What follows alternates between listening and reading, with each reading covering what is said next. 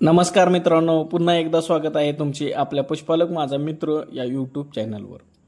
मित्रांनो, आपल्या गाईचे दूध ज्यावेळेस वाढत नसते किंवा त्या दुधाला फॅट कमी लागत असतो त्यावेळेस आपण काय करतो की त्या गाईला खुराक वाढवून देतो आणि त्यामध्ये मक्का भरडा किंवा गव्हाचा भरडा वापरतो. त्यामध्ये काही जनावरांचे दूध वाढते पण काहींचे वाढतच नाही. मग असे कशामुळे होते हे आपल्या लक्षात येत नाही. काही जण विचारतात की सर, मक्का भरडा चांगला आहे का गव्हाचा भरडा चांगला आहे, या दोन्हीपैकी कोणत्या घटकाने दूध वाढते असे बरेच जण विचारतात.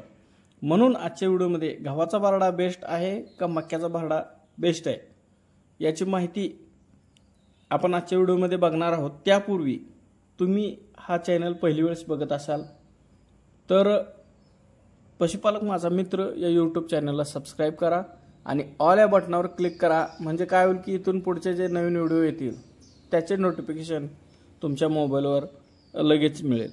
मित्रांनो, तुम्हाला तर माहीतच आहे की कोणतेही पशुखाद्य बनवत असताना त्यामध्ये 30 ते 40% हे धान्य वापरलेले असते. या धान्यामध्ये मक्का असेल, गव्हाचा म्हणजे गहू असेल, बाजरी असेल, यापैकी कोणते तरी एक धान्य त्यामध्ये वापरले जाते. यामधील काही धान्य सीझन बघून वापरले जातात. जसे की बाजरी ही आपण थंडीमध्ये म्हणजे थंडीच्या दिवसात वापरतो, कारण बाजरीमध्ये उष्णता जास्त असते. आणि काही धान्य हे रेग्युलर कोणत्याही हंगामात आपण वापरू शकतो. त्यामध्ये मका आला, गहू आला, या दोन्हीचा वापर रेग्युलरपणे खुराकामध्ये करू शकतो. मग आता दोन्हीमध्ये कोणता घटक वापरला तर आपला जास्त फायदा होतो असे जर तुम्ही मला विचारले तर या गव्हामध्ये आणि मक्यामध्ये दोन्हीमध्ये प्रोटीनचा जर विचार केला तर गव्हामध्ये जास्त प्रोटीन आहे आणि स्टार्चचा जर विचार केला तर मक्यामध्ये याचे प्रमाण जास्त आहे. अशा गोष्टी असतात, त्यावर आपण ठरवू शकतो की या दोन्हीपैकी बेस्ट कोणता घटक आहे तो. मित्रांनो, सर्वात मेन मुद्दा म्हणजे आपण आपल्या जनावरांच्या खुराकामध्ये धान्य कशासाठी वापरतो तर त्या जनावरांना एनर्जी मिळावी, त्यांना ऊर्जा प्राप्त व्हावी यासाठी त्यांच्या खुराकात आपण धान्याचा वापर करतो. प्रोटीनची पूर्तता करण्यासाठी आपण शक्यतो धान्याचा वापर जास्त करत नाही. त्याच्यासाठी वेगवेगळ्या पेंडी असतात, सरकी पेंड असेल किंवा इतर कुठलीही पेंड असेल. तर काही पशुपालक काय करतात की त्यांच्या शेतामध्ये मक्का जास्त असेल तर तो त्यांना वापरणे तो शक्य असते, म्हणून मक्याच्या भरड्याचा वापर आपल्या जनावरांच्या खुराकामध्ये जास्त करतात. आणि उत्तर भारतातील म्हणजे उत्तर भारतीयातील जे राज्य आहेत जसे की उत्तर प्रदेश असेल, पंजाब असेल, हरियाणा असेल, हिमाचल प्रदेश, उत्तराखंड यासारख्या राज्यातील पशुपालक आपल्या जनावरांना काय करतात की त्यांच्या खुराकामध्ये गव्हाचा वापर जास्त करतात, कारण त्यांच्या शेतामध्ये गव्हाचे उत्पादन हे जास्त होते. त्यामुळे त्यांना गहू सहज आणि कमी कॉस्टमध्ये मिळतो. पण ओव्हरऑल जर जनावरांच्या रुमेनचे जे फर्मेंटेशन आहे ते जर बघितले तर गव्हाचा वापर खुराकात करणे एवढे फायद्याचे होत नाही जेवढे आपण मक्याचा वापर करतो तेवढा मक्याचा जास्त फायदा होतो. मित्रांनो, आपण जर आपल्या जनावरांच्या खुराकामध्ये मक्याचा वापर केला तर जवळजवळ 60% जो मक्का आहे म्हणजे मक्याचा भरडा आहे तो मोठ्या पोटामध्ये ॲडजस्ट होतो आणि उरलेला जो 40% असतो तो अंथणीमध्ये जाऊन शोषला जातो, ते शोषण होते. म्हणजेच काय तर पूर्णपणे चांगल्या प्रकारे याचा वापर होतो, चांगले पचन होते. पण गव्हाच्या बाबतीत तसे नाही. गव्हाचे काय होते की जवळजवळ 90% गहू हा मोठ्या पोटामध्येच म्हणजेच रुमेनमध्येच साठवला जातो. त्यामुळे काय होते की त्या जनावरांना ॲसिडोसिस होतो. त्या जनावरांच्या रुमेनचा जो pH आहे तो कमी होतो. त्यामुळे त्या रुमेनची फर्मेंटेशनची प्रक्रिया आहे पूर्णपणे बंद पडते आणि असे झाल्यामुळे त्याचा परिणाम काय होतो तर जनावरांच्या दुधावर होतो. थोडक्यात दूध कमी येते.